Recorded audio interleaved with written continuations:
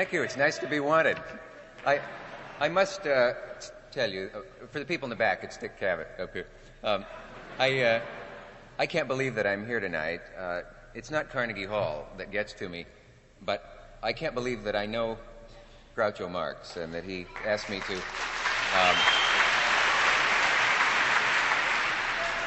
to introduce him tonight, and I'll do that as quickly as possible. I met Groucho Marx on a sunny Sunday afternoon about 12 years ago. He was coming from the funeral of a great friend of his, a man he's often said was his god, George S. Kaufmann. We met on the corner of 81st and 5th, and I couldn't believe it, but he asked me to walk down Fifth Avenue with him, and we stopped every so often so he could insult a doorman. And when we got to the plaza where he's staying, I assumed that the dream was over, and I was trying to think of a way to say goodbye, and he said in that familiar soft voice that I knew first from the quiz show and then from the movies, "Well, you certainly seem like a nice young man, and I'd like to have lunch with you." And we had lunch. It was wonderful. I went home and wrote it down as much as I could remember of it. I remember for dessert, the captain and the waiter both came over to take his dessert order. And Groucho said, "Do you have any fruit you can recommend?" to the waiter. And I don't mean the captain here. It was like that. The only sad thing about Groucho's life is that there are so many thousands of funny things that have gone unrecorded. Luckily, there was someone along at the anti-Semitic country club when they told him he couldn't use the pool. And he asked, since my daughter's only half Jewish, could she go in up to her knees?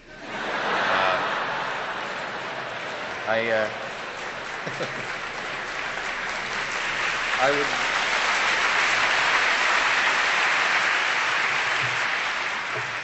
Thank you for him. There are a lot of profound things that should be said about Groucho, like the fact that his comedy achieves the level of great art, that he has all the gifts, I think, that a comedian can have. Some of them have a few of them, and he has them all. But that's for people to write about. I was asked to mention one thing. Please don't take any flash pictures. It makes Groucho dizzy, and he could, it's true, he could fall.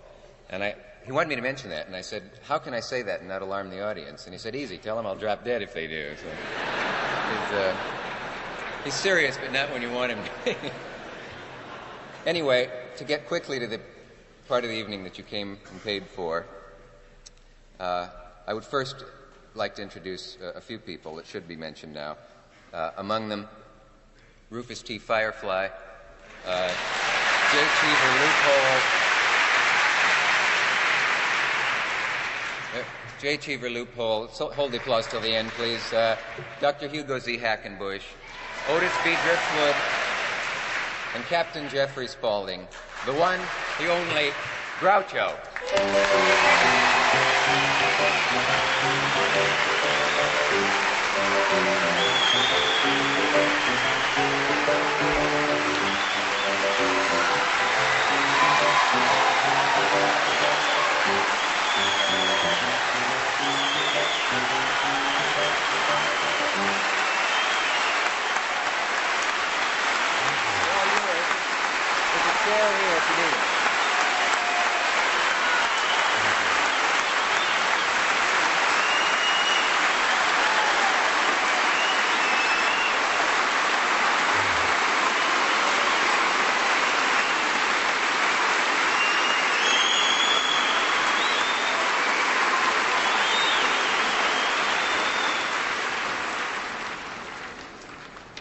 First, I would like to take a bow for Harpo and Chico.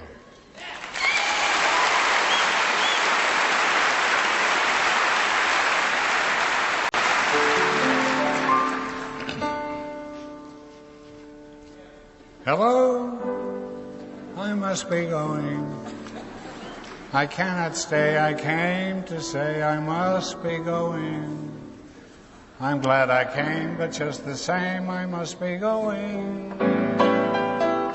For my sake you must stay, for if you go away, you'll spoil this party I am brewing. I'll stay a week or two. I'll stay the summer through. but I am telling you, I must be going.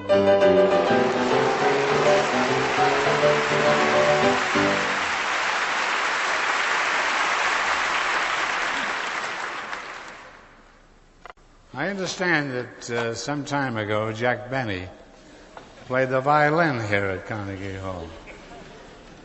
And I thought it'd be a good idea to take this and break it over my knee and then jump on it.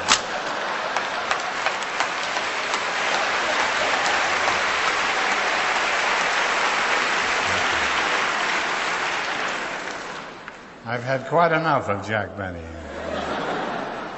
And so is the violin. Well, let's get down to cases. How I got started in show business. I saw an ad in the Morning World, which doesn't exist anymore.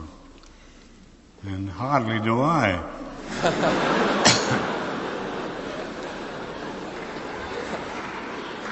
The ad said, boy wanted to sing. I ran all the way from 93rd Street, where I lived then, to 33rd Street, and ran up 5 flights of stairs. I knocked on the door, and a man came to the door wearing a woman's outfit. Not entirely, just lipstick.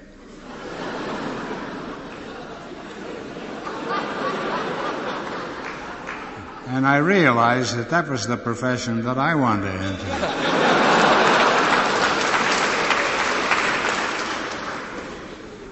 I better start talking about my family first, I guess. There's quite a group of them. Can you hear me out there? You're not missing anything.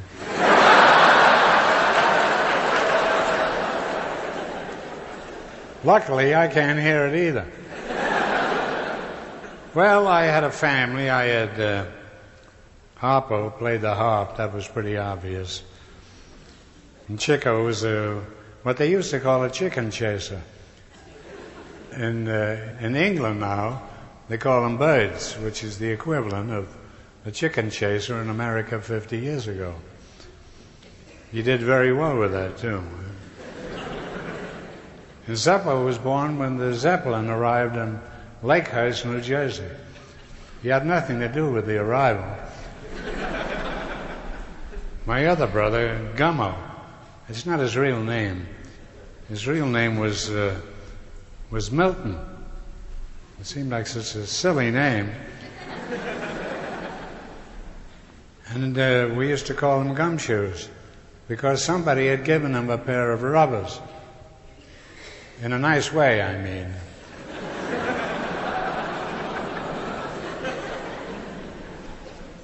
And that's his name, Gummo Marx. My name, of course, I never did understand. I had an uncle named Julius. He was well over 4 feet.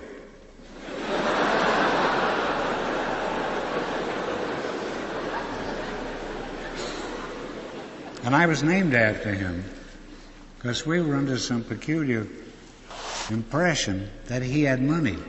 As a matter of fact, my father wanted to throw him out of the house.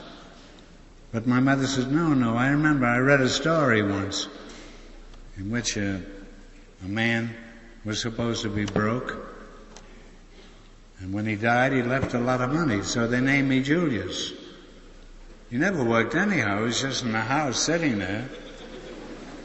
You find he died. And he left a will. His will consisted of a celluloid dickie, an 8-ball, and 3 razor blades. And besides, he owed my father $85, which he never did get from him. Then we had a sister. She wasn't really our sister. She was an adopted sister. The father of that sister had gotten a look at this girl and fled to Canada. And we never saw him again. But the girl stayed with us. And her name was Polly. She wasn't a bad-looking girl, but her rear end stuck way out. You could play pinochle on a rear end.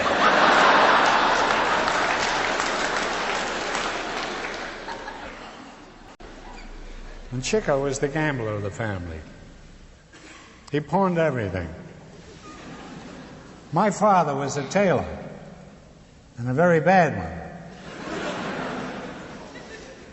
And Chico was always short of money, and he used to hawk my father's shares.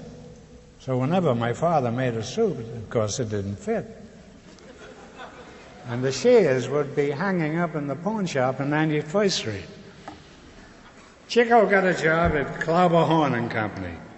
They used to manufacture paper, different kinds of paper. And Chico never brought home a salary, because he was always in the ballroom or he was someplace, and he never brought a salary. And my father told him, he says, next week, if you come home without your salary, I'll kill you. They had a very close relationship. Chico didn't know what to do. His father was laying for him. In a nice way, I mean.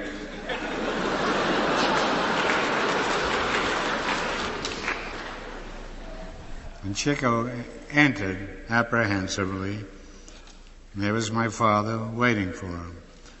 And Chico says, Dad, I got a great surprise for you. They had a sale today on paper.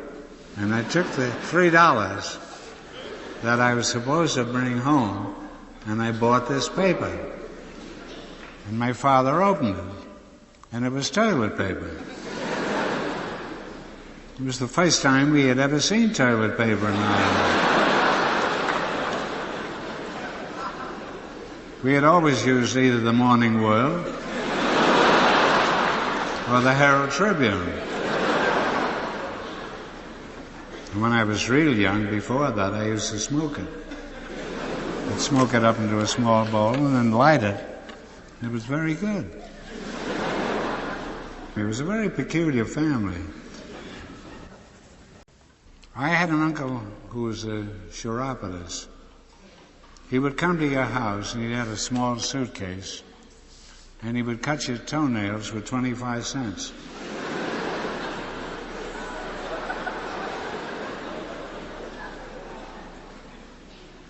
Then he got a job. Because there's not much money in cutting toenails for 25 cents. And it was cold, it was winter. So he got a job setting fire to hotels in the Catskills.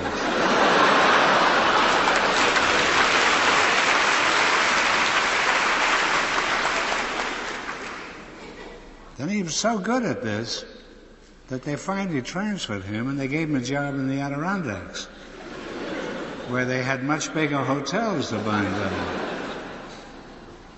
He finally wound up in Sing Sing. Marvin Hamlish. That must be you, huh? Oh, this is Marvin Hamlish.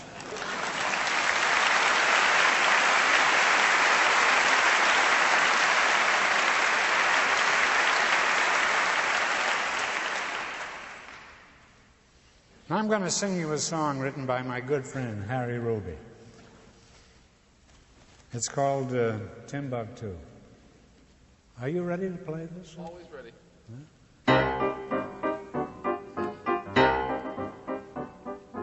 Long ago in old New Amsterdam, there lived a cousin of the Duke of Buckingham. His friends knew Buckingham to be a sport, so they cut their ham and called him Buck for short. One day Buck met a little cluck and he whispered, Ducky dear, in accents loud and clear, please marry me, my dear. She replied, I will be your bride, but there must be no delay. So they were buckled up that day. Soon they had a little bucks to know how fast they grew. There was 1 buck, 2 bucks, 3 bucks, 4 bucks, no one knows how many more bucks. Mrs. Buck would play the ukulele every morning till 2. And while old man Buck was singing, all the little bucks were bucking, ringing. When they had eggs for breakfast, Buck was out of luck. Each buck would eat a dozen eggs, and a dozen cost a buck. The landlord came to raise Buck's rent, but he couldn't raise a sou. So he backed up and mowed the truck, and he said goodbye, said good luck, and he said good luck, he said goodbye, and he to Timbuctoo.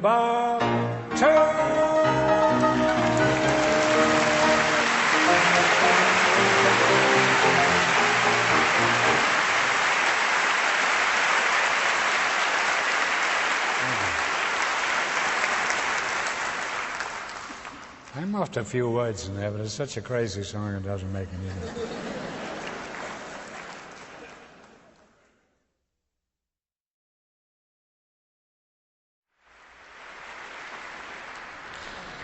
I used to live in a street called 93rd Street, and there was a girl there that I was stuck on. She was almost 15 years old, and I used to go out every morning and buy bread for my mother. And I used to get the stale bread because it was 4 cents, and the regular bread was 5 cents. So in no time at all, in about 4 months, I had saved 70 cents. And I was stuck on Annie Berger. She had a great pair of legs, and I used to watch her walk upstairs. She lived on the floor above us. So one day, after I had the 70 cents, I said, "Why don't I take you to the theater?" I had it all figured out. 10-cent car fare for two, 10 cents for car fare coming back, and 50 cents for 2 seats in the third gallery. Now, when we got to the theater, there was Hammerstein's Victoria Theater, there was a fellow selling sauerkraut candy in front of the theater, and it was a nickel bag. And she said, "Gee, I'd love to have some of that sauerkraut candy." Well, I only had 10 cents left by this time. So I bought her a bag of this candy. Now we're sitting in the gallery so high, you couldn't even see the actors. And she starts eating the sauerkraut candy. And I can hear her, and I can't hear the actors on the stage. And I could have killed her. I thought she'd offer me a piece. But she didn't. So when the show was over, by this time she consumed all the candy. And we got outside, and I said, "Annie," it was cold. It was real cold. It had been snowing all that day. I said, "Look, you had sauerkraut candy, didn't you, in the theater? You never offered me a piece of the candy, did you? Now, I only have 5 cents left, and we got to go all the way to 93rd Street. Now, look, I care a great deal about you, but I don't want to walk to 93rd Street. I said, "I'll tell you what I'll do. I'll toss a coin up, this nickel that I had left, and you holler heads or tails." She hollered heads, it came down tails, and she walked home. I didn't see her again for 10 years.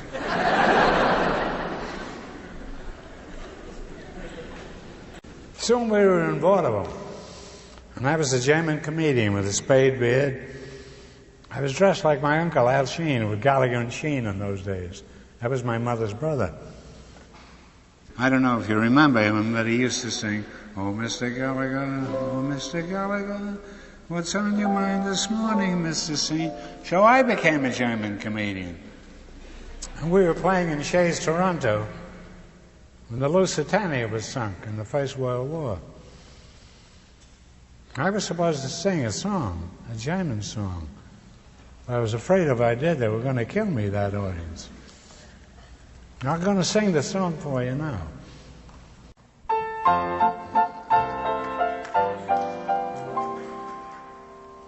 I once knew a woman who couldn't spell cat. Her face was as homely as cinch. That wasn't necessary, that part.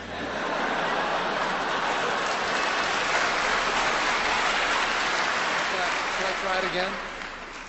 Let's keep it on a high basis. Oh. Can I try again? Can I get another crack at it? Okay. Thank you. I once knew a woman who couldn't spell cat. Her face was as homely as cinch. In winter she always wore last summer's hat, and a size 11 shoe was a pinch. When she played piano, strong men would faint, and weak men would cry out in grief. And as for her singing, well, it made you feel that it wasn't so tough to be deaf. But with all these things that the people would say, her voice and her looks couldn't drive them away. 'Cause, how that woman could cook. Her bread was like angel fool's cake. She could take soup meat and give it one look, and right away it was porterhouse steak. Her pfannkuchen, what a beautiful dream. Her tripe was like peaches and cream, and with the table between us, she looked exactly like Venus. Oh, God, how that woman could cook.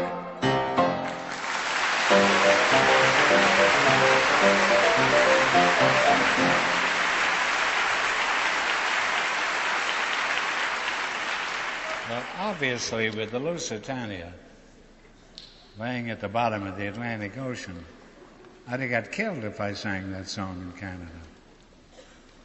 So I put some makeup on here, and I made myself a Jew comedian, which I'd never been. I'd never been a Jew comedian. And I sang this song. Mr. and Mrs. Klein, they lived a life so fine until the relatives came. Uncle and Tante Wolf brought all the little wolves. Like wolves, they lived up to their name. 1 week went by, Klein started to cry. It looks like the wolves mean to stay. So he told his wife one night that while they were sleeping tight, let's leave him and he'll run away. Say, it's better to run to Toronto than to live in a place you don't want to. With 20 wolves in front of me, my house looks like a menagerie. Imagine the Chico and the Tante to bring all them wolves from Toronto, and oh, how they can eat at least a pound of meat. Say, they take what they want, just think what the bills will amount to. Every day they're growing more and more. They eat 1 meal a day, that's right. They start in the morning and finish at night. It's going to be a cold, cold winter, and I can't keep the wolves from the door.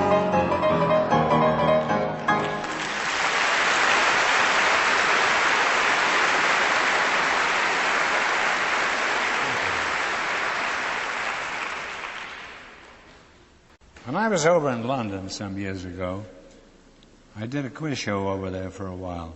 It wasn't too successful, but the American ambassador, he liked me because I used to be funny and crack jokes. And Jackie Onassis' sister, Razawell, you may have seen her. She's been on TV a few times. She's a very pretty girl. And she had a husband who was Polish. He was well over 4 feet. And I told him a story. This is the story. It's about a hooker. You all know what that is, I guess. I'm sure sometime in your life somebody has seen one. It was a story about a girl who picks up a Pole and takes him home and feeds him, gives him dinner. They go to bed that night, have a great time. Next morning, she helps him get dressed, puts on his uniform with his big epaulets hanging on, and he starts to leave. And she says, just a moment, what about money? And he says, a Polish officer doesn't accept money.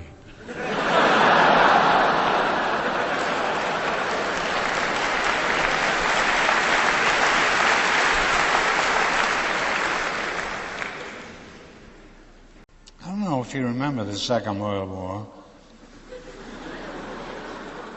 because there's so many now, it's hard to keep track of them. Well, during the Second World War,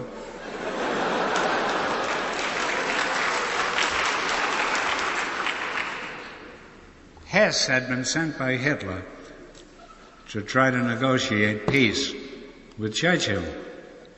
Churchill at that time was in the projection room at 10 Downing Street running monkey business.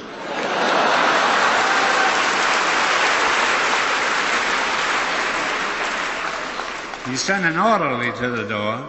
He says, "Tell him to come back after I sing monkey business and we'll discuss business."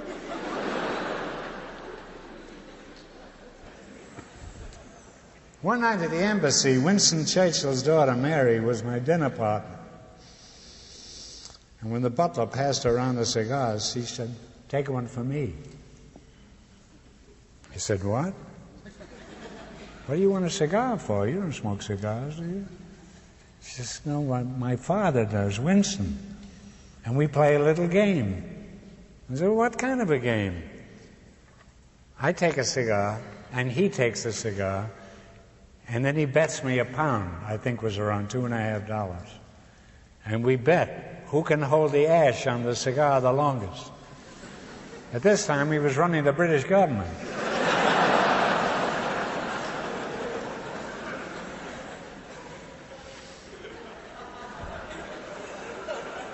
No, you never think of a man like that. Trying to win $2 from his daughter.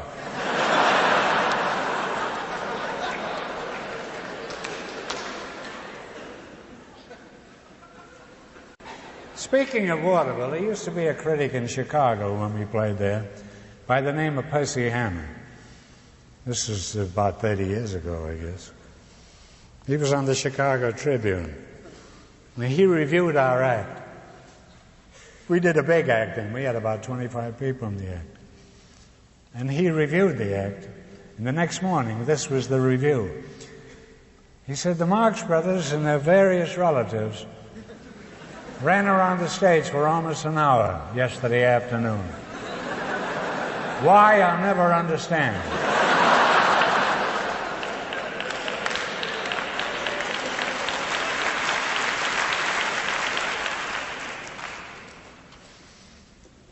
He was a tough guy. During the Second World War, years later, the Chicago Tribune correspondent had died. And they had to get a new guy to go over and cover the war. And they had a big meeting one day. They had Ring Lardner there. And they had the whole staff of the Chicago Tribune. And somebody suggested sending Percy Herman over, this critic who had reviewed our act. And Ring Lardner says, no, you can't do that. Suppose he doesn't like the war.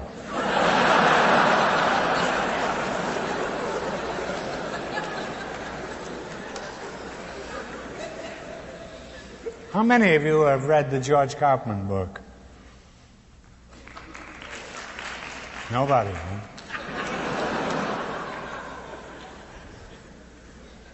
He was a close friend of mine. He was a hell of a playwright. And he was also a show doctor.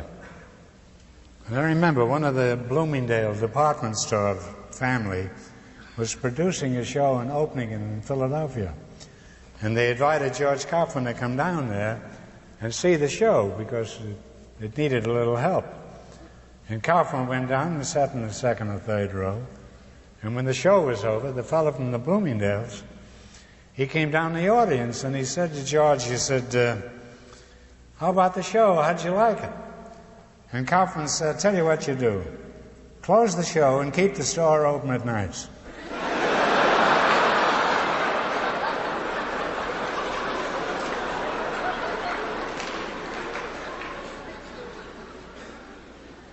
I was playing the Palace Theater once, and Sarah Bernhardt was on the bill. She was one of the first great stars to play the Palace. She insisted on getting $1,000 in cash before she appeared. She was old at this time, but they wanted her at the Palace just the same. She used to do some scene where she, used to lie in a coffin and play a dramatic scene. Oh, she was alive.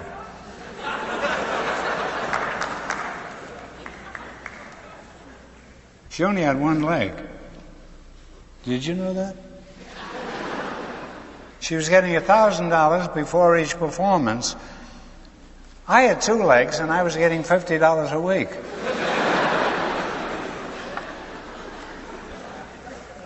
Once we were on the bill with Fanny Brice.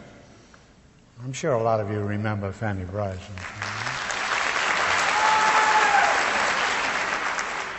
She was quite a performer. And on the bill, too, there was an act called Swayne's Rats and Cats. Now, you wouldn't believe that, but that was the name of the act.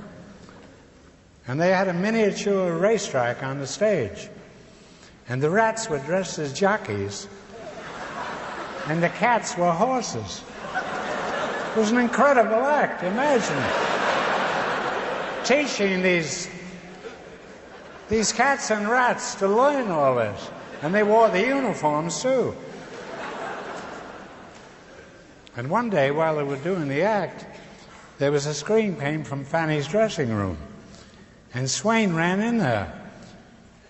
And he had a Turkish towel with him. He didn't know what he was going to... Fanny Brice is standing on a chair, frightened to death, got her clothes away up. Swayne grabs this rat. It wasn't one of the rats from his act. This was a sewer rat that had got into the theater. Well, Swayne captured this sewer rat. And the next year, we played on a bill with Swayne again, and this rat was now the star of the show.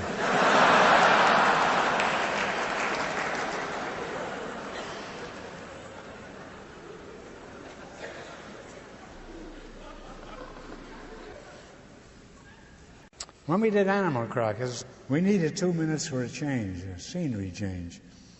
So I wrote a ridiculous poem. And I always think of whether the audience is really listening to the actor on the stage. I wrote the most ridiculous poem you could possibly write and tried it on the audience. And the first 10 weeks that we did the show, we used to get a sophisticated New York audience. And they used to laugh, and they used to applaud at the end. And then you start getting the out-of-towners, people from the Middle West. And they thought I was serious.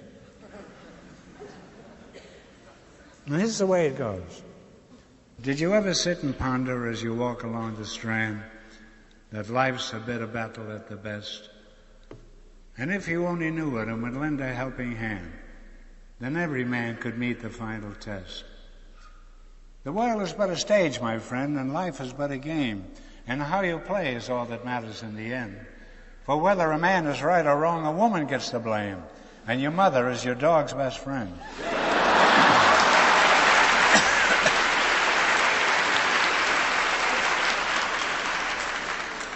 Then up came Mighty Casey and strode up to the bat. And Sheridan was 50 miles away. For it takes a heap of loving to make a home like that, on the road to where the flying fishes play. Then I used to take a chair, which the vaudeville actors used to do in those days, and I would start walking off the stage. And the last line would be, so be a real life Polyarch and laugh, clown, laugh.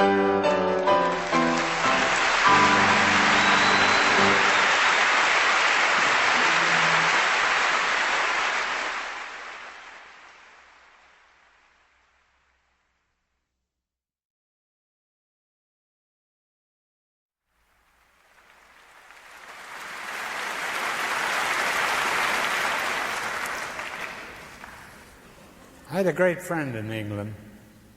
His name was T.S. Eliot, the poet. Well, there are people out here who might not know that he was a famous English poet. As a matter of fact, he was born in St. Louis and moved to England. He wrote me a letter, and he said, I'd like a picture of you with a cigar on it. You know, one of these. So I sent him a picture of me, and he retained it. He says, I want a picture of you smoking a cigar. So I sent him one smoking a cigar, and we got very well acquainted. And I had read up on T.S. Eliot, Murder in the Cathedral, and a few things like that. And I thought I'd impress him. And all he wanted to talk about was the Marx Brothers. That's what happens when you come from St. Louis.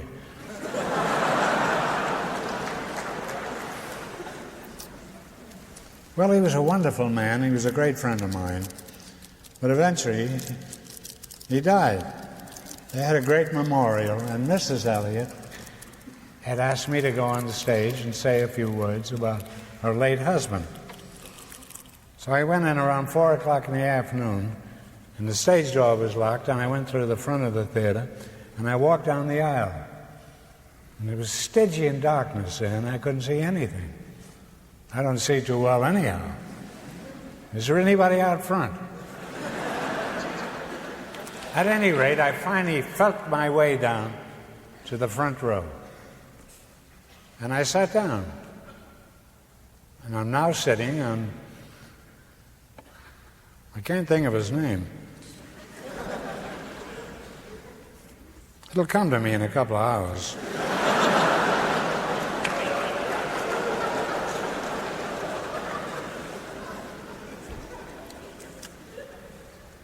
Did I sing, Oh, How That Woman Could Cook?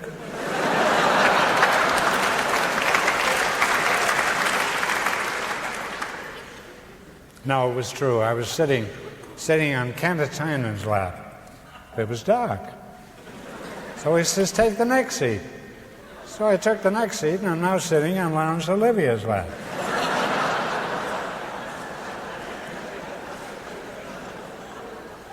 So he says, what are you doing here, Groucho? I said, well, I thought, I was invited by Mrs. Eliot to come over here. I thought I'd take a look at the theater. He says, why don't you get up on the stage and show us what you're going to do? I said, well, I don't plan on doing anything here.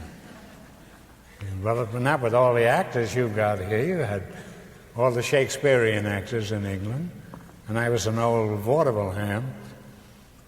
So he says, well, get up and say something. You've got to do something for Mrs. Eliot.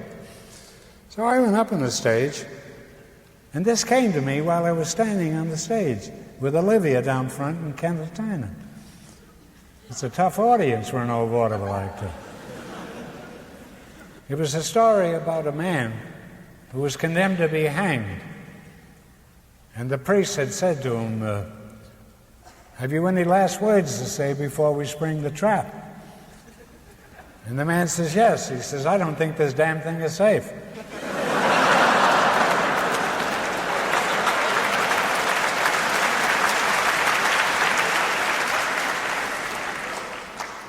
I did a bomb tour during the Second World War. It was Hope and Crosby and Cagney, most of the big stars. Desi Arnaz. Yeah, that was one of them. We were raising money. And we played Boston and Philadelphia and most of the big cities. And we got to Minneapolis. There wasn't any big theater to play there. So we did our show in the railroad station.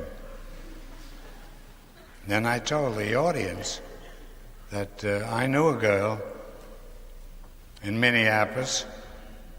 She was also known in St. Paul. She used to come over to visit me, and she was known as the Tale of Two Cities.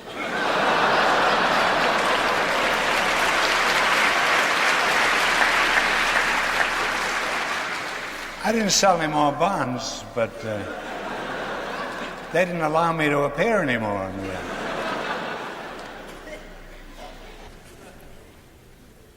There were times when I used to wear a mustache, and there were times when I didn't. I got tired of wearing it, and I would take it off, because if I didn't have a mustache on, people didn't bother me in the street. So one night I went to the Winter Garden, and Houdini was appearing there, and I was sans mustache. That means without. Got to watch yourself in the Winter Garden. At any rate, I'm sitting in the second row, and Houdini is now doing a trick. He would take some needles and put them in his mouth and a spool of thread, and then he would thread the needles. So he asked for a volunteer out of the audience. Now, who do you think went up on the stage? And he opened his mouth wide. I want to prove that there's no trickery to this trick. What do you see in there? And I said, pie or air. And left the stage.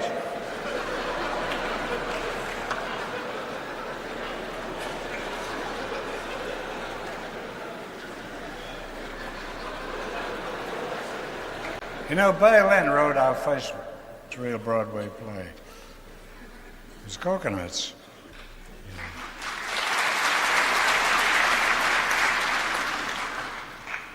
And George Kaufmann hated music, even when he wrote the Pulitzer Prize play with Morrie Ryskind. He didn't like songs because it got in the way of the jokes. So this got Violin angry. And he went home that night and he wrote a new song. He said, you didn't like the song in Cocoanuts. I wrote a new song for you. And he played it for Kaufmann. And Kaufmann said, it stinks. And this is it.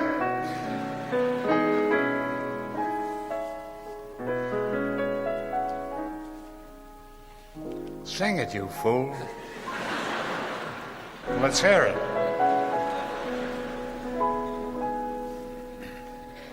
Da da da da.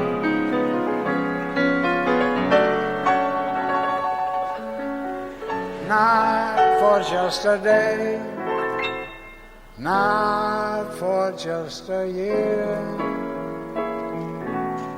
not for just a week or something, but always.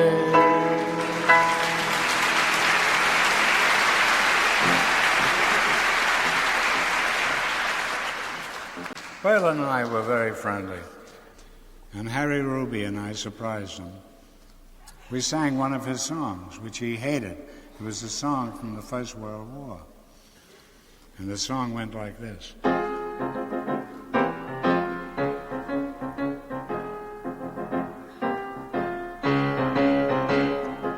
Down below,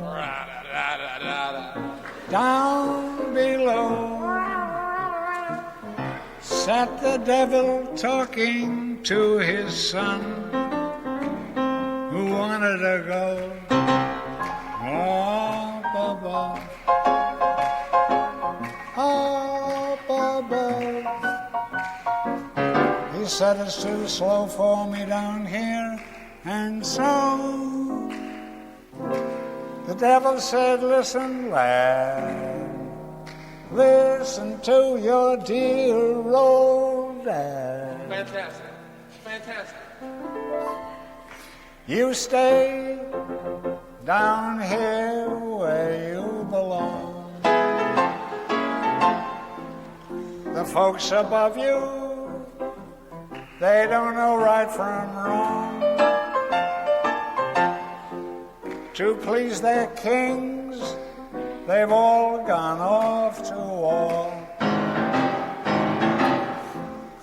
But not a one of them knows what they're fighting for. Way up above, they say that I'm a devil and I'm bad. But the kings up there are bigger devils than your dad. They're breaking the hearts of mothers, making butchers out of brothers. You'll find more hell up there than there is down here below.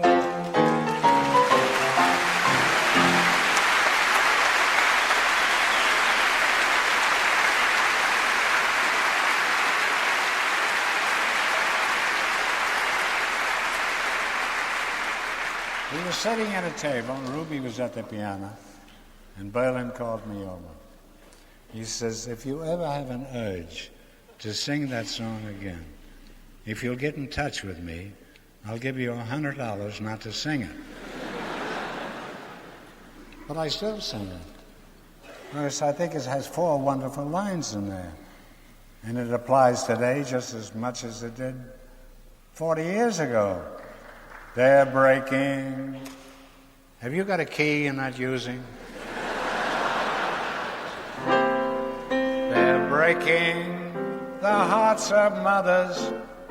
They're making butchers out of brothers.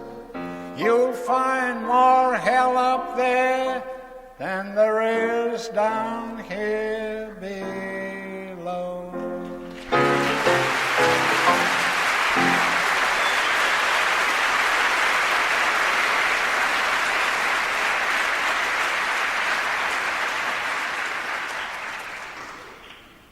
I knew a fellow named Otto Kahn. He was a very rich man, and he gave a lot of money to the Metropolitan Opera House at one time. And his close friend was Marshall P. Wilder, who was a hunchback. And they were walking down Fifth Avenue, and they came to a synagogue.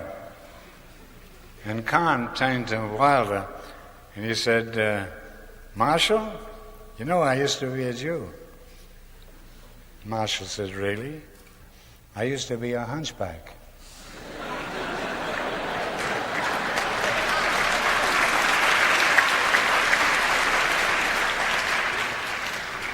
Now we get to W.C. Fields.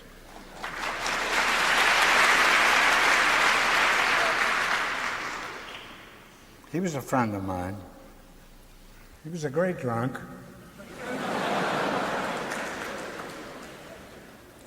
And if they'd have had marijuana in those days, I'm sure he'd have been using it.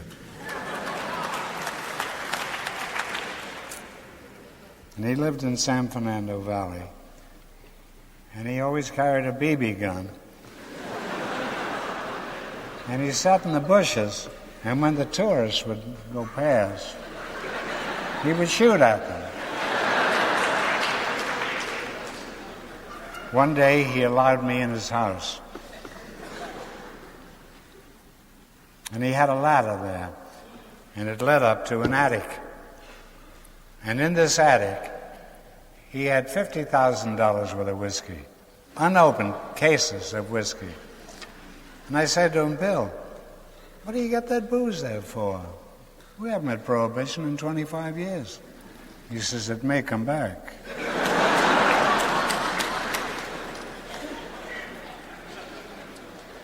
Fields was doing a picture many years ago with a kid named Baby Leroy.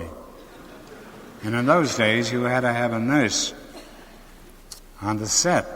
This was one of the rules in the movie industry. So the nurse had to go to the bathroom. Even nurses do that occasionally. And Fields says, look, I'll take care of the kid. You just go to the bathroom. And when she had gone, he took a bottle of booze out of his back pocket and got Baby Leroy dead drunk.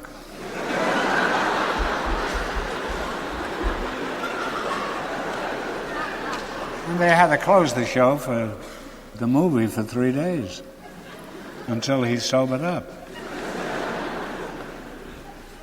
There used to be a girl actress in Hollywood. She was an actress, a very pretty one, too. And she always wore an anklet.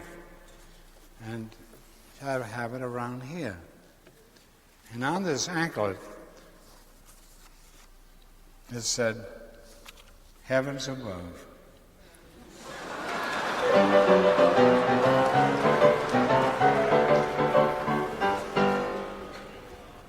She did quite some business with that anklet. Well, you want me to leave the stage? I think we'll both go, yeah. Well, I'll go off.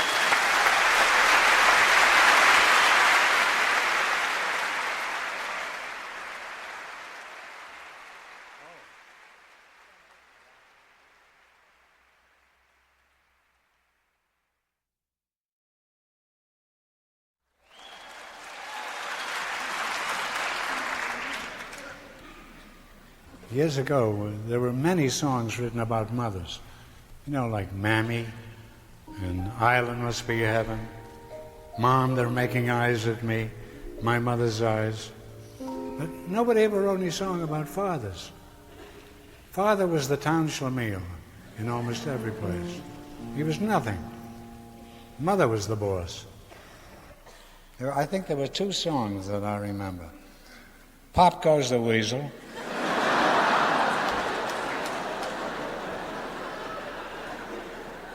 And Oh, What a Crumb Is My Old Man.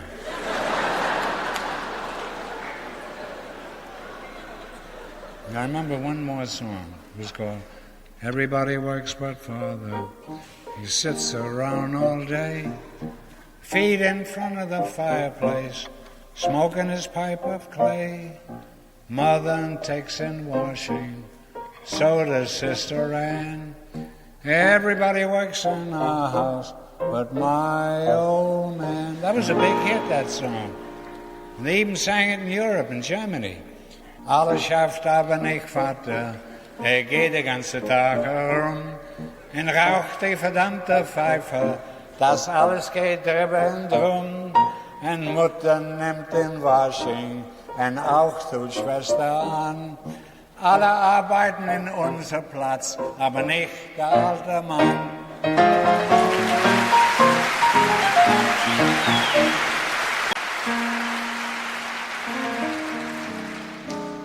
I have a friend in Hollywood. I think I do. I'm not so sure of it. His name is Harry Ruby.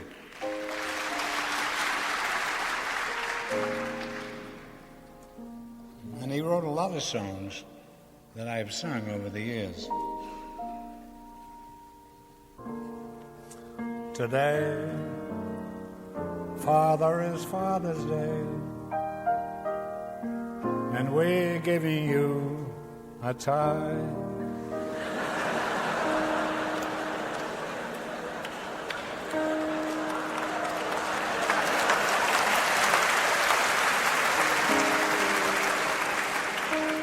It's not much, you know. It is just our way of showing you we think you're a regular guy. You say that it was nice of us to bother, but it really was a pleasure to fuss. For according to our mother, you're our father, and that's good enough for us. Yes, that's good enough for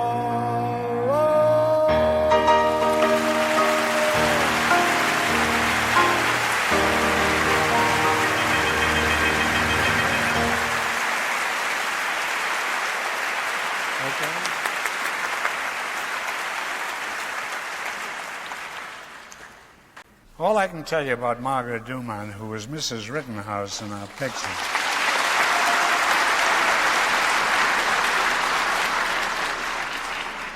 We did a picture, it was a war picture.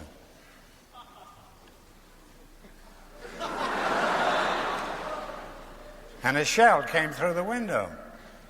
And I rushed over and pulled the shade down. And she said, "Otis, what are you doing?" I said, "I'm fighting for your honor, which is more than you ever did." Then we were on a boat, and I had 2 suitcases. Mrs. Rittenhouse was in back of me. And she said, "Otis, have you got everything?" And I said, "I haven't had any complaints yet."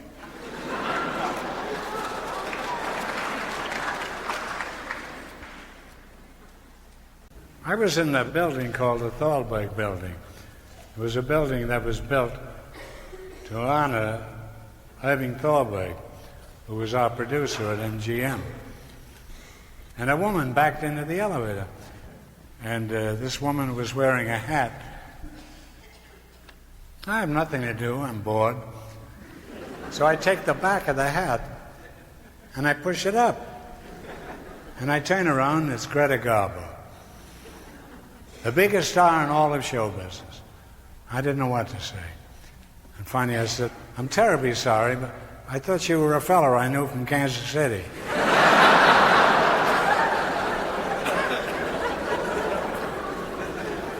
I was once invited to Cecil DeMille's projection room, and they were running Samson and Delilah with Hedy Lamarr and Victor Mature. I'm sure many of you had seen that picture sometime or other. So and Cecil DeMille came up to me when the picture was over, and he said, how did you like the picture? I said, it'll be a failure. And he said, why? Why will it be a failure? Well, because you got the characters wrong. Victor Mature has much bigger knockers than Hedy Lamarr. And they never asked me at the Paramount again.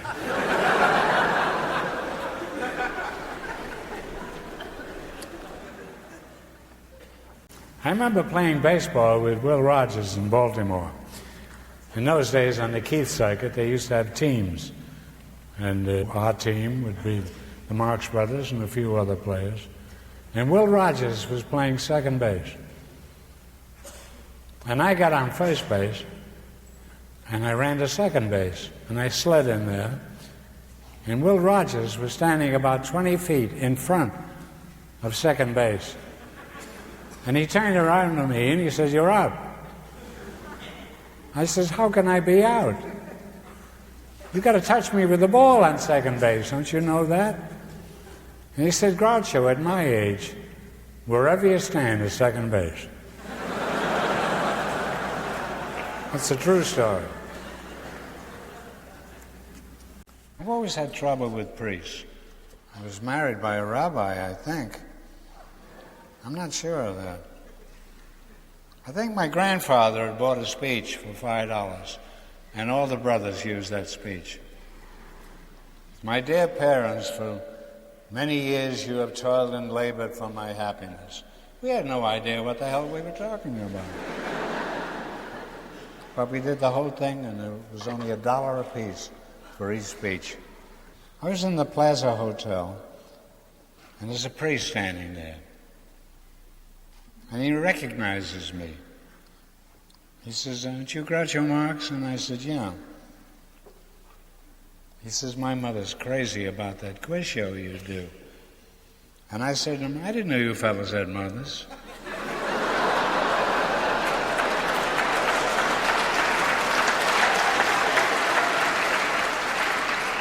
And I continued, I said, I always thought it was Immaculate Conception. Then I was in Montreal. I made a quick exit out of the elevator. I was in Montreal, and a priest comes up to me, puts out his hand. He says, I want to thank you for all the joy you've put into this world. And I shook his hand, and I said, and I want to thank you for all the joy you've taken out of this world.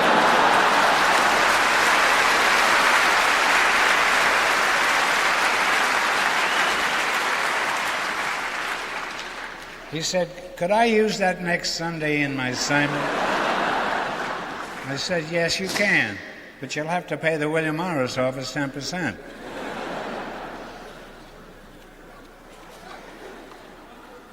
I was in Italy, I was in Rome. Wonderful city. And I just lit $1 cigar, and I was walking to the corner, and somebody bumped against me. It's $1 cigar. I wasn't going to let it lay there.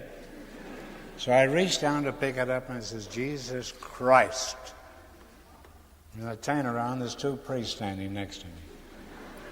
And one of them had bumped against me. And he reached in here and pulled out 2 cigars. He says, Groucho, you just said the secret word.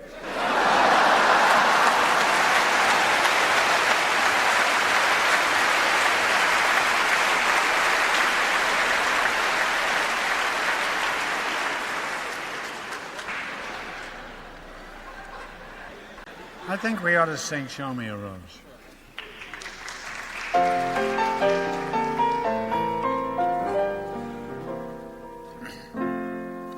Ever since songwriters started writing songs, they have written songs about the rose. Red roses, blue roses, old roses, new roses, roses from the north and south and west. But here's the rose song that I love the best. Show me a rose and I'll show you a girl who cares. Show me a rose or leave me alone. Show me a rose and I'll show you a storm at sea. Show me a rose or leave me alone. She taught me how to do the tango down where the palm trees swayed. I called a rose a mere, and she called a spade a spade. Show me a rose, and I'll show you a stag at bay. Show me a rose, or leave me alone. One night in Bixby, Mississippi, we watched the clouds roll by. I said, my dear, how are you? And she whispered, so am I. Show me a rose and I'll show you a girl named Sam. Show me a rose or leave me alone. Show me a rose, a fragrant rose. Make believe that you don't know me until you show me a rose.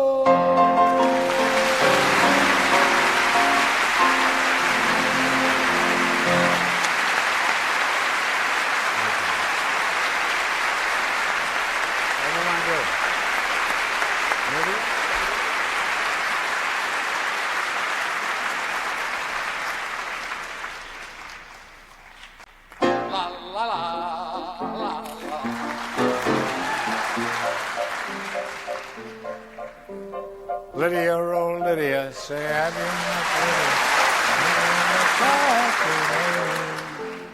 Lydia? She has eyes that men adore so, and a torso even more so. Lydia, oh Lydia, that encyclopedia. Lydia, the queen of tattoo. On her back is the Battle of Waterloo. Beside it, the wreck of the Hesperus, too. And proudly above waves the red, white, and blue. You can learn a lot from Lydia. La, la, la, la, la, la, la, la, la.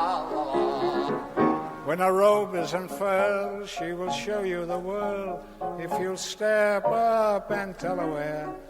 For a dime you can see Kankakee or Paris or Washington crossing the Delaware. La, la, la, la, la, la. Oh Lydia, say have you met Lydia? Lydia the tattooed lady. When her muscles start relaxing, up the hill comes Andrew Jackson. That encyclopedia, Lydia, the queen of tattoo.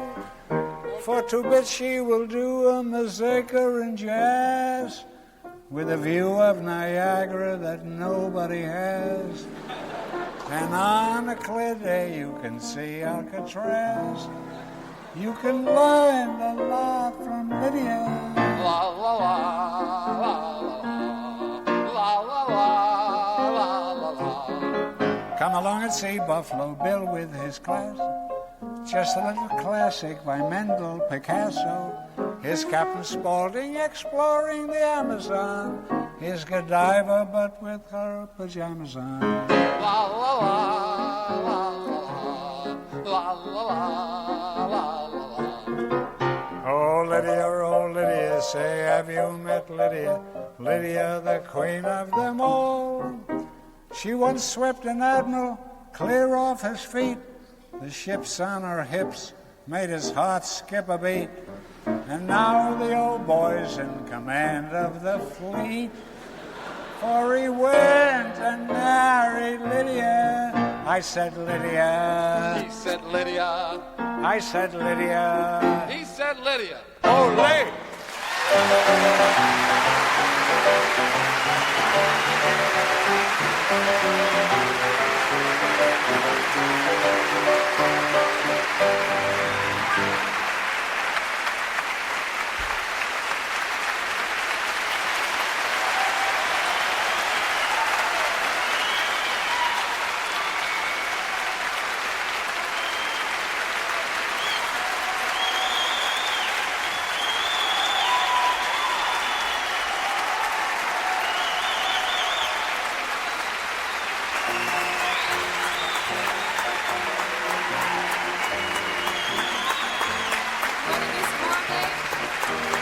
Want to do some more? Some more what? We haven't done anything.